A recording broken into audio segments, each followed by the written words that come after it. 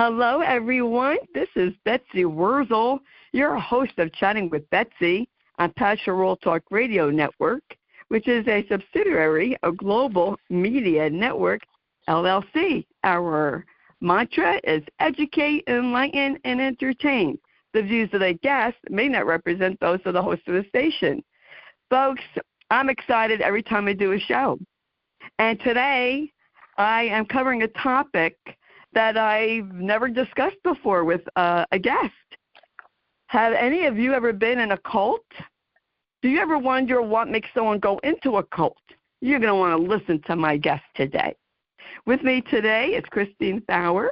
She is author and writer of the book Behind the Dress, One Woman's Life in a Religious Cult and the Healing That Came Later.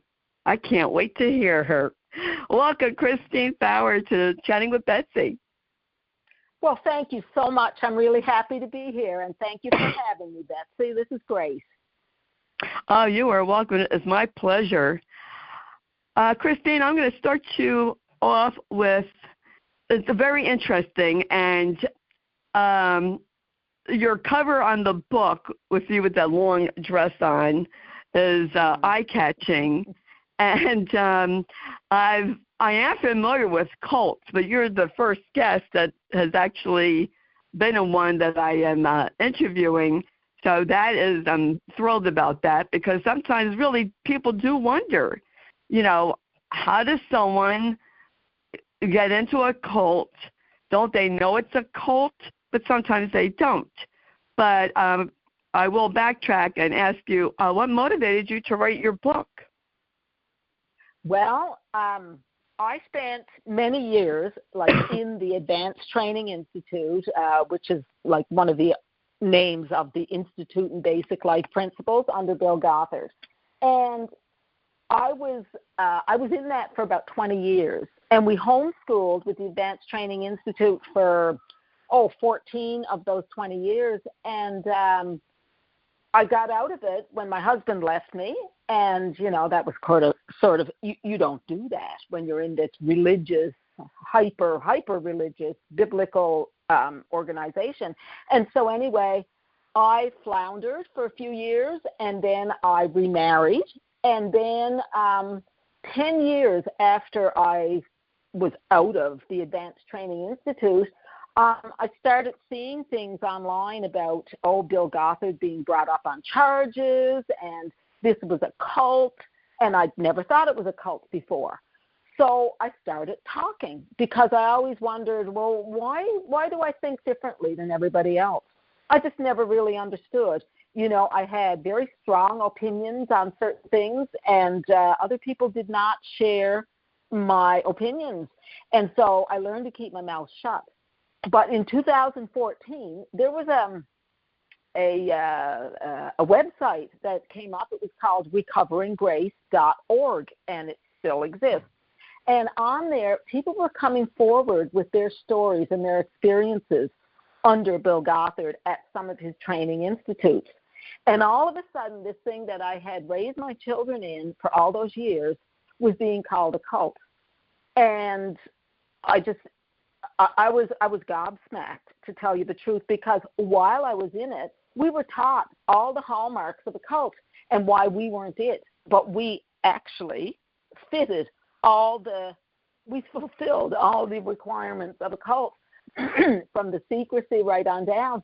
So I started talking, and every time I talk, you know, people say, hey, Christine, you were in a cult, weren't you? And I said, yeah, I actually was. And tell us about it. Like, how did you dress? What did you do? You know, did you submit to your husband? Did you wear long dresses? Why did you do that? Blah, blah, blah. And, you know, everywhere I used to go, people would gather around, and I'd have this audience all the time, and, you know, they'd be saying, tell us about this and tell us about that. And finally somebody said, you really need to write this down.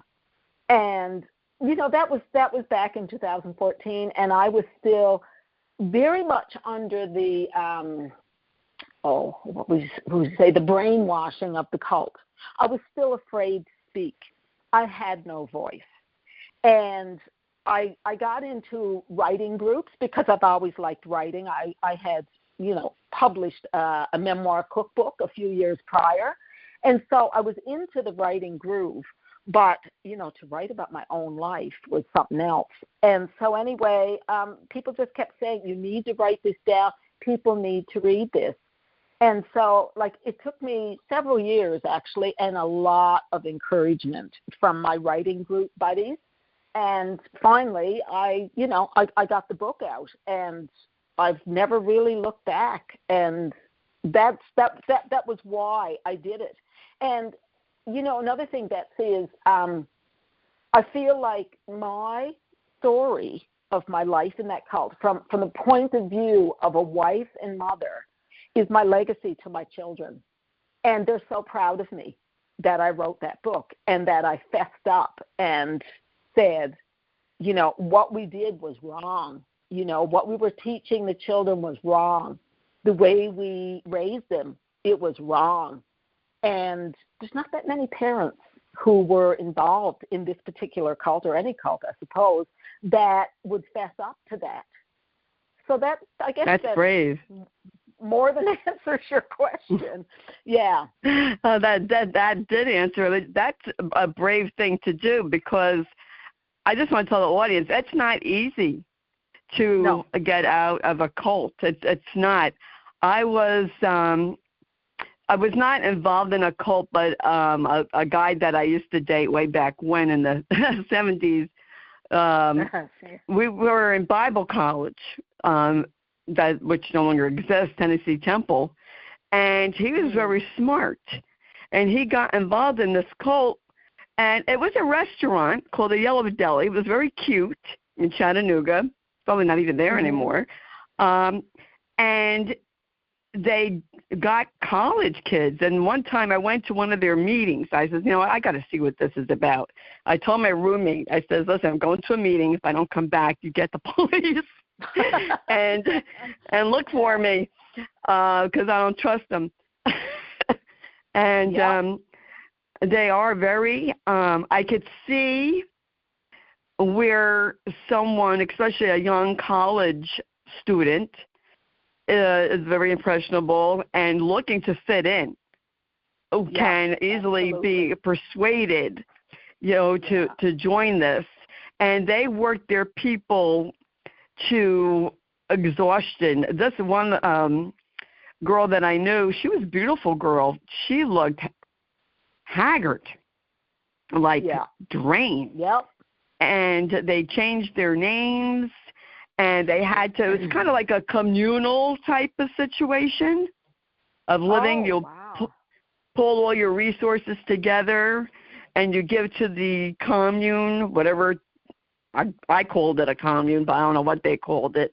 And so everyone, it kind of reminds me of almost like the 60s hippies commune, but it had a religious theme, I'll say that, to it. I don't even know who started it. I couldn't even tell you who started it. I don't remember, but the food at the deli was good. Amazing, right? My cult didn't have a compound. It was like, I don't know if any of your listeners have watched the docuseries on Amazon Prime called Shiny Happy People, but, in there they say, and it's true, they say, this Advanced Training Institute, it made a cult leader out of every father. Because what would happen is we'd go down every year, like we lived in Montreal, and we went to the first seminar of Bill Gothard's in Toronto, the basic, and then we went to the advanced, and in the advanced seminar he talked about home education and all that. And so every year after that, once we got into the Advanced Training Institute, we drove to Knoxville, Tennessee every year. Wow. And we had like a week-long seminar there. And where was I going with this? Oh, yeah. Okay, so we would go down there and get indoctrinated. We were like all day and all evening, Monday through Saturday. I think we finished at noon on the Saturday, and then we'd start the drive back to Montreal, and we would be drained. And, you mentioned about the women looking haggard. Well, in this cult, they not encourage. I mean, it was a mandate from God to accept all the children that God would send your way. They'd say, it's God that opens and closes the womb. So we'd go home, and there was no birth control or anything. Now, when I got married, I was 30.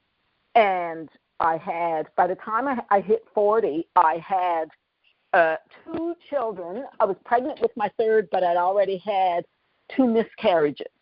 So that was it. But these other women who got into this lifestyle early, they, we meet the same people at Knoxville every year. And, I mean, you'd go down there and you'd meet the same people, and they would look older and haggard, more haggard every year as the line of children behind them grew, because some of them had 14 kids. And I mean, the Duggar family that we've all heard about, from 19 kids and counting, they were in that cult.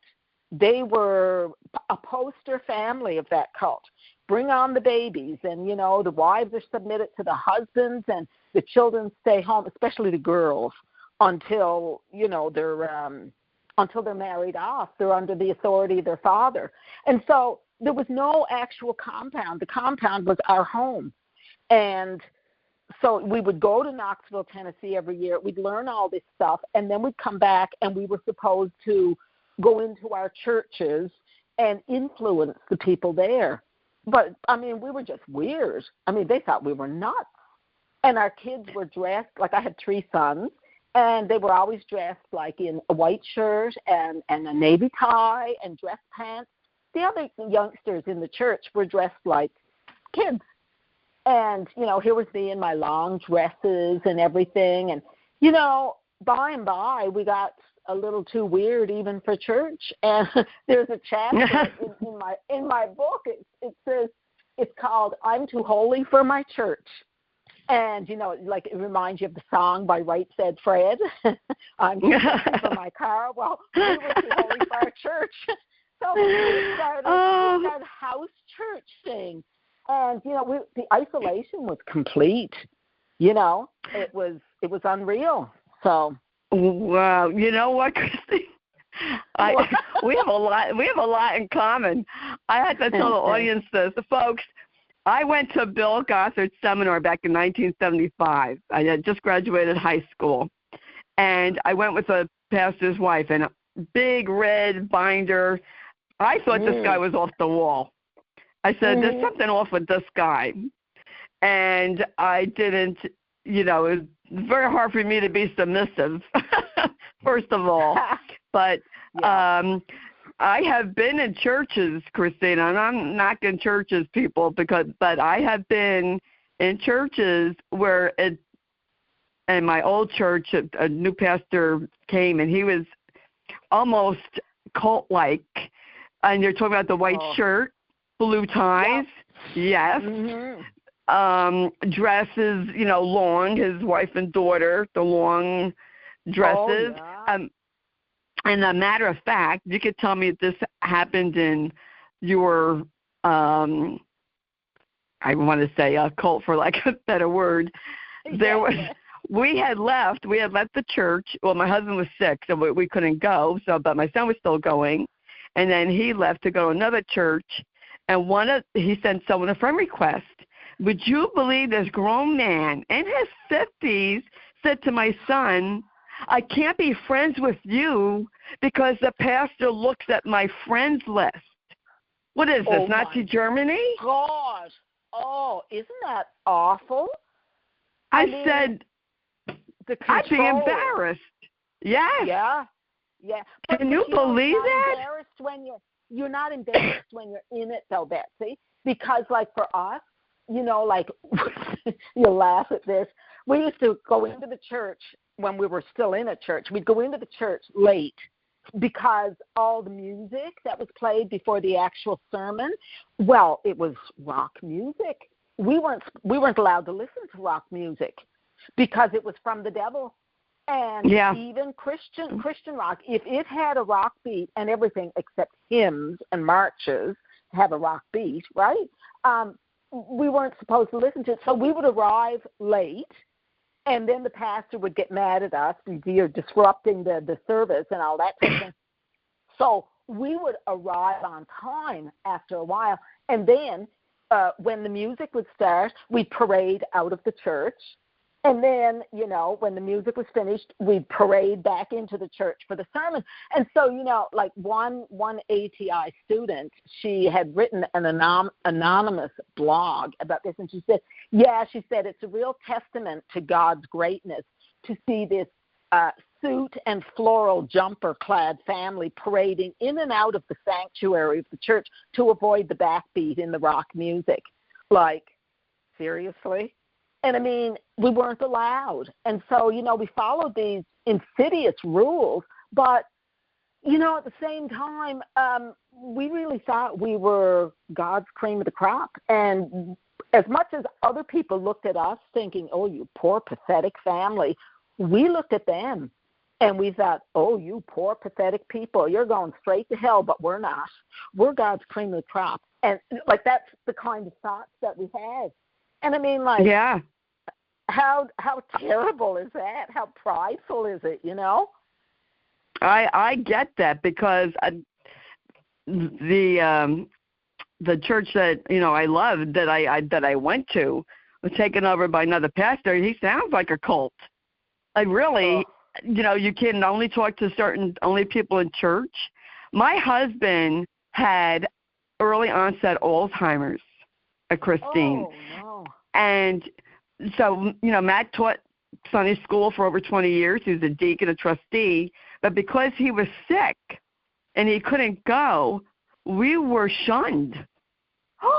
And my husband was at the workday at church all the time. When I needed help, we didn't get any because we didn't go to church 3 times a week. Oh, my gosh. You know, as you're supposed to. Spiritual snobbery. It's horrible. Yeah. You know, so I can relate to you in a way. I can relate because, you know, you had to dress a certain way. You couldn't go to the movies. You couldn't listen to this type of music. And to tell people that you can't be friends with someone, I mean, didn't Jesus go into be friends with all people? He certainly did. I remember my husband back then, like I divorced and remarried, right? But my husband back then, like there was one woman that I was becoming friends with, and you know, he said to me one time, he says, Christine, she is a dangerous woman. You better watch yourself around here. In fact, it might be better if you didn't hang out with her at all. He never forbade me, but that was enough, you know, because we were supposed to reverence our husbands, right? And I mean, I don't think reverence as a verb even exists, but it did in the Advanced Training Institute under Bill Gothard. You were supposed to reverence your husband. So if he said that this is a dangerous woman or that person, you know, like I get a bad vibe from them, I don't think blah, blah, blah, you know, and you would just obey. And that's all there was to it. But how did you what made you decide to get out? When did you figure out, you know, like I can't take this anymore? Well, it wasn't me that decided. It was like after 14 years of doing the homeschool program, my husband, we weren't allowed to have TV, right? So back then, right. Yeah. I don't mean to laugh, but this pastor's just like that. I have to laugh. So he went and got himself a video card like that you put in the computer so he could watch things on the computer. And, you know, I'm not going to say what he was watching, but it was not the most savory thing that you could imagine. And then he started going to meet up with friends he had known in high school. I mean, like, I was 50 at this point in time, and he was a year or two older. And so he started seeing somebody else, and I just thought, you know, I've had enough. I have just had enough. And so he went to see this girlfriend at one point, and I called in a locksmith, and I had him change all the locks on the house. I called my husband at the time, and I said, you can't come back.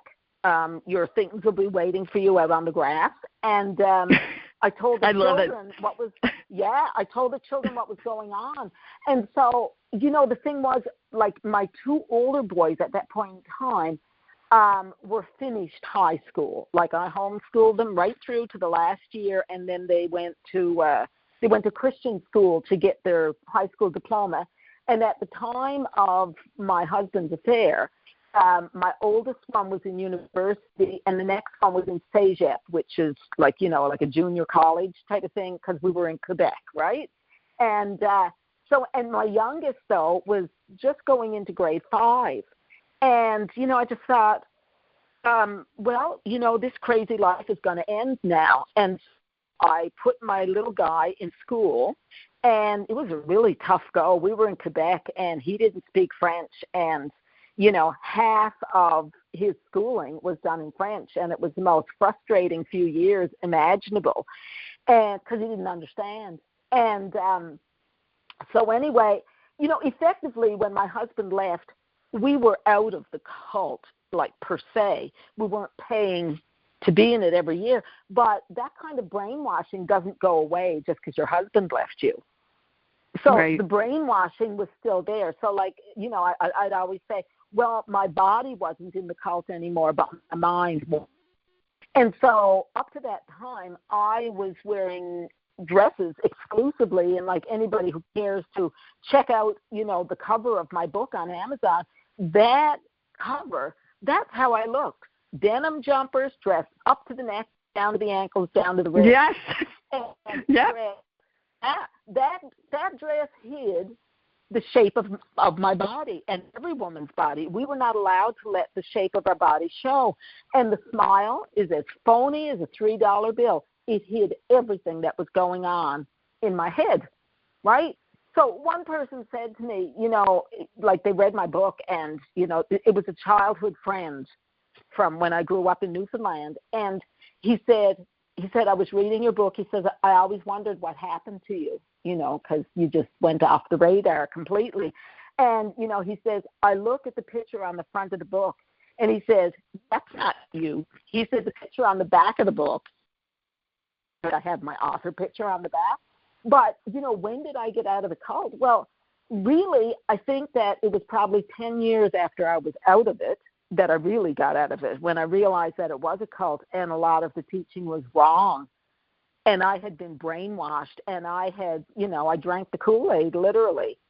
And so, yeah, it was very, very difficult.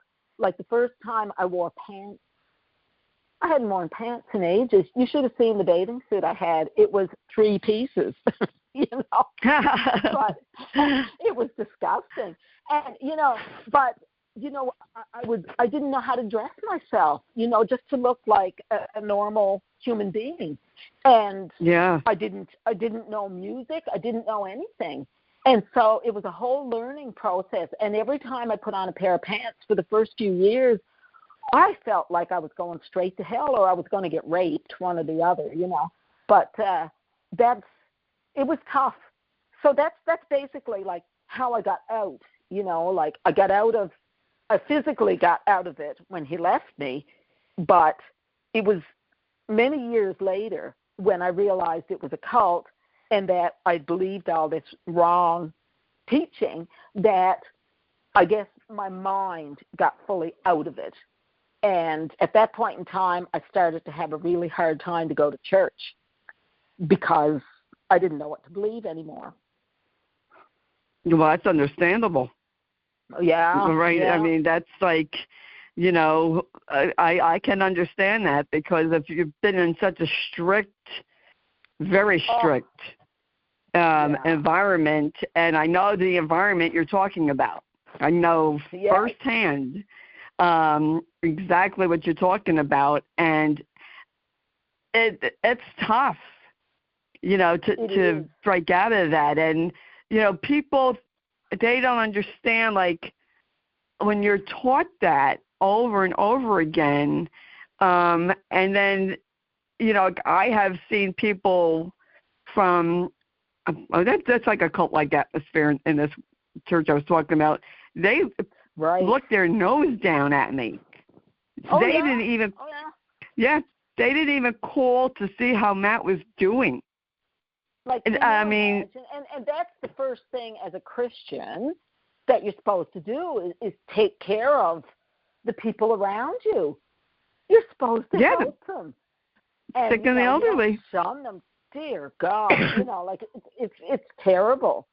And I have to say though, when my husband left me, I could say that my cult people, my the other families that were in it, plus the church that I used to go to, they closed ranks around me and the kids, and they took care of us. I had people bring us meals. I had people come and rake our leaves. I received flowers 3 times during that time, and I thought, wow, and they weren't dead flowers either. They were nice. And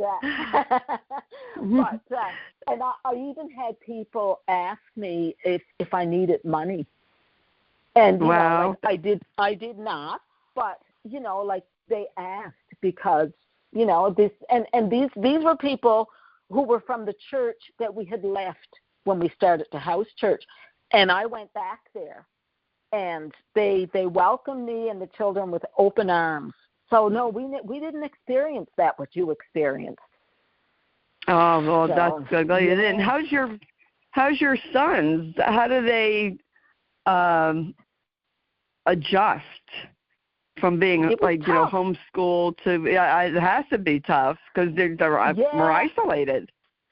Yeah, well, like the older two, like one was in university by this time and one was in SAJET, but they were still of a mindset of courtship because that's what we were supposed to do in the cult was, you didn't date, you courted for marriage, and that was it. And, they were told all the time, avert your eyes if you see an immodestly dressed woman and that type of thing. They still had all that teaching, and it was really hard for them to pull away from it. My oldest son ended up 3 years in counseling. Yeah, I could believe it. Hello? Oh, I lost Christine. Christine, if you can hear me, you could dial back in. Hi, hello? Christine. Yes, I hear back? you now. Yes, okay. You're back. All right. So, all right. Now, what? Am I good? You're good. Hello? Yes. Okay. Yeah. Hi. So my oldest one, he, like I said, he ended up 3 years in counseling, and I'm not sure how much good it did, but it was at least someone for him to talk to. My middle son went nuts. He literally sowed his wild oats, and he tried everything he could think of to try, and it was, the two of them moved out of the house by this time, and I said, good, you're over 18, you move, you do what you want. It's not up to me anymore. But my youngest, he was so angry for so many years, Betsy. It was just awful. He was in grade 5 when this happened, and years later, he told me, he says, Mom, he says, my life began when I went to school in grade 5. I don't remember anything before that. And we were taught how to spank our children. And it was child abuse. That's what it was. And so was it tough on them? It certainly was. And the resentment they had towards me and their dad was colossal. And, to this day, their father, my ex, he still insists that it wasn't a bad thing. He still does not acknowledge that it was a cult. He says he has not read my book, but I don't know, I don't know if I believe that. But my kids, as soon as I went to them and I said, guys, we were in a cult, and they laughed at me. Oh, my God. They just laughed their heads off at me. Oh, Mom, don't be so foolish. I said, yeah, we really were. We were in a cult. ATI was a cult. Bill Gothard was a cult leader. We were in a cult, and it was all so wrong, and I started apologizing to my boys. And, today, Betsy, I can tell you that I have a better relationship with each of my 3 sons than I ever could have dreamed of. And it's because, I went to each of them, And I said to them, guys, we were in a cult. I was wrong. We were barking up the wrong tree. The discipline was wrong. The courtship was wrong. This, that, the other thing. And then they started telling me stuff. And I mean, stuff that would make your hair curl type of thing. But they had never told me stuff before. Now they were telling me everything, and they still do, and I'm really glad. But they were very affected by it. And, like, to this day, it's been, 10 years this year since we found out that ATI was a cult. And then it's like it's a year since the Shiny Happy People docuseries came out. We talk about it a lot. We talk about every aspect of it and the teaching, because I don't know if you're aware, but like in the Advanced Training Institute, we started out with no textbooks, and all the schooling materials were a series of what they called wisdom booklets. And there was like 50 of them or 48 or something, and each one dwelt on a verse or two from the Sermon on the Mount. And so like the beginning of it would go like, and seeing the multitudes, he went up into a mountain. Okay, so for the math, we learned about multitudes. And then for the science, we learned about eyes and eye problems, like he's seeing the multitudes. So what do you see? That type of thing. And but there were no books. There were no textbooks. The textbook was the Bible. And, he went up into a mountain. And then we studied mountains. So that's the way it went, And when they got older, we had, I supplemented with textbooks, but they had to be approved textbooks. But my boys did end up getting, their high school diploma because I put them in school to get it. And that was kind of forbidden, if you will, but I really didn't care. I wanted them to be able to go to university. And so that was really important. So I think I went off on a tangent there. No, you're fine. You're fine. Very interesting. I could talk to you. I could talk to you for hours because there's a lot in common that I could really talk to you about. I think that it's great that you have a great relationship with your sons, and they're doing well, and you're remarried, and you got remarried, and maybe that was the best thing that your first husband left you. It worked out well for you.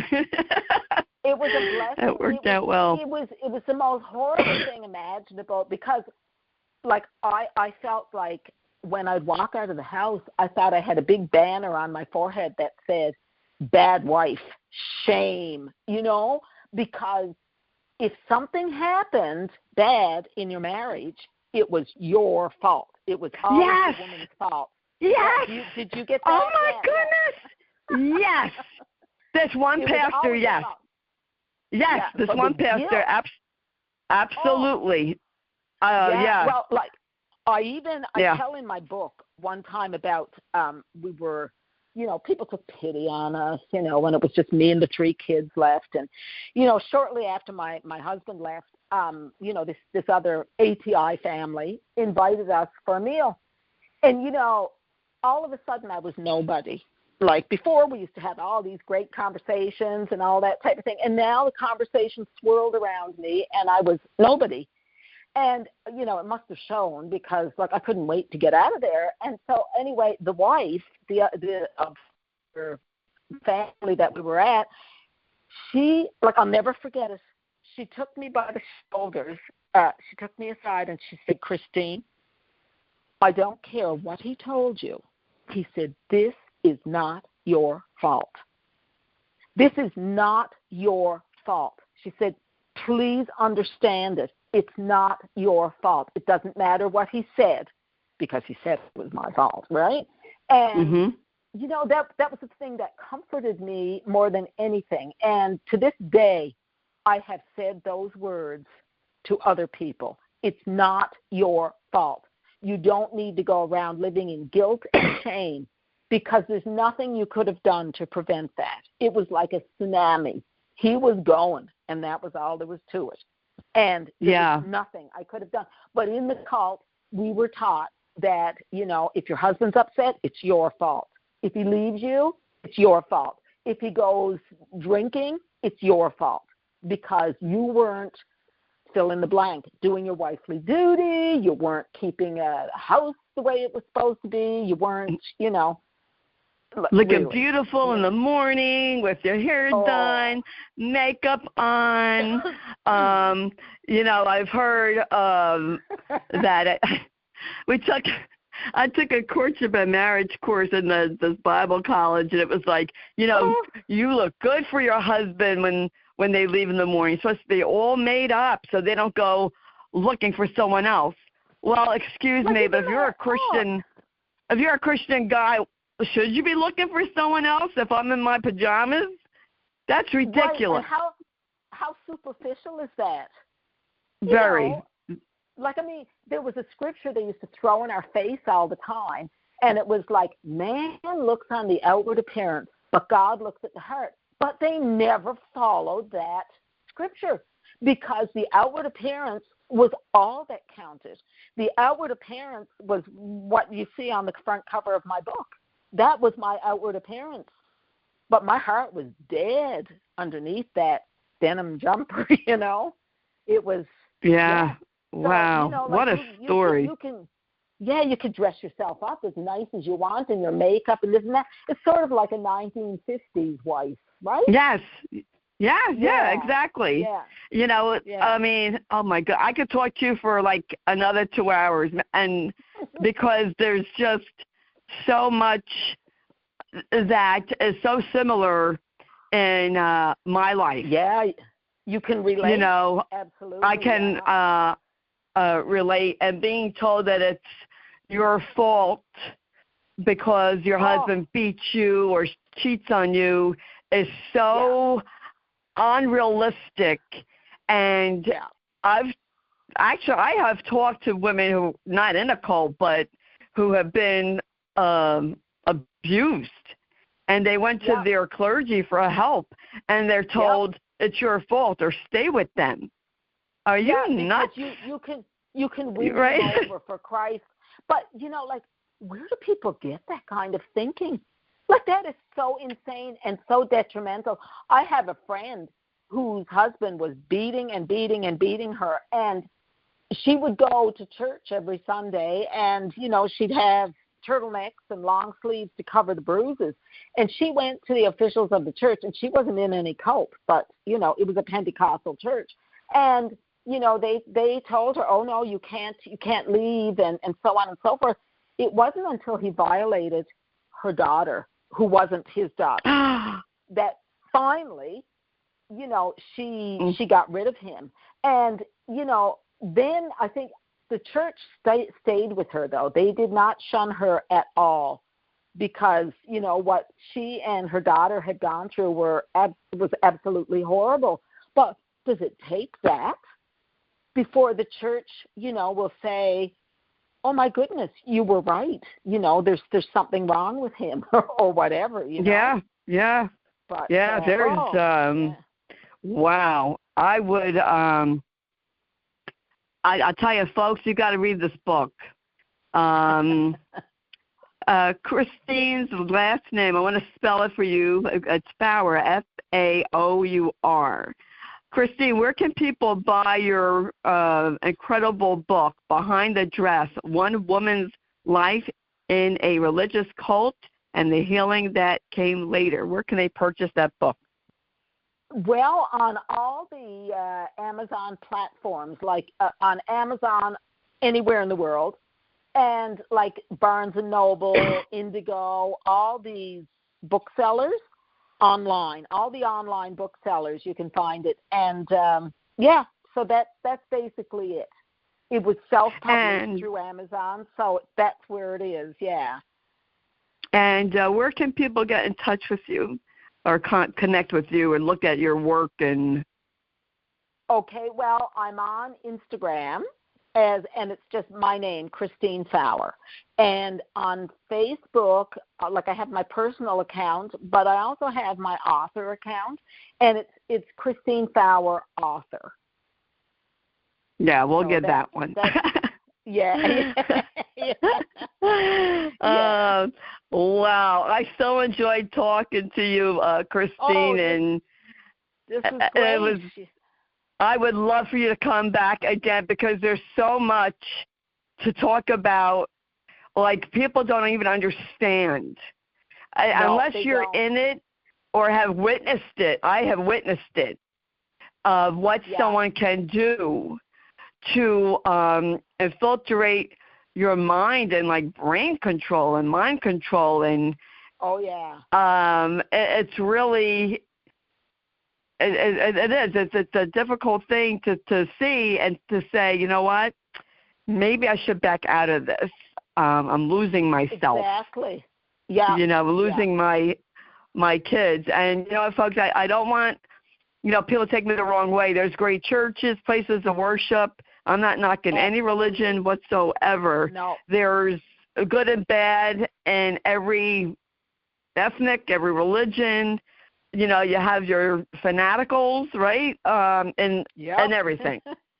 So we're not bashing. We're not here to bash anyone's belief. But if you find yourself in a situation that you think you might be in a cult, then I would definitely seek help, somewhere. And just one last thing, Betsy. Sure. I tell people that what I wrote in my book, it's my story, but I would say it's also for anybody who has been in a controlling marriage, a controlling family, no boundaries, has a controlling boss, or, just even friends who try to control you. It's all about control. And so they can learn from what I've written in my book, as I learned I was in a cult and then learned how to deconstruct all the false beliefs I had. So it's not just for cults. Do you know what I mean? Right. I understand that. Yeah, you're right. Control.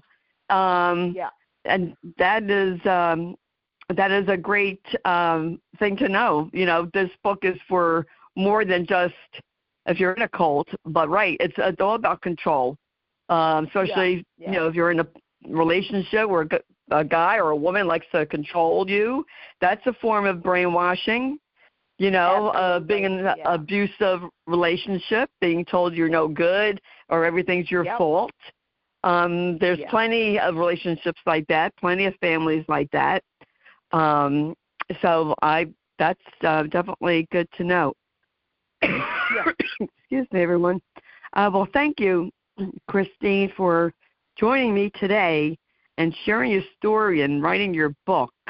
I so enjoyed talking to you. Well, this is a delight, Betsy. Thank you so much. Oh, thank you.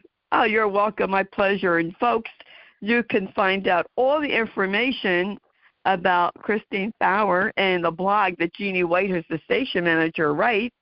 So please read the blog and share the show with your friends, because I'm here to help everyone. I'm here to be a resource for you all and to help you have a better life in some way.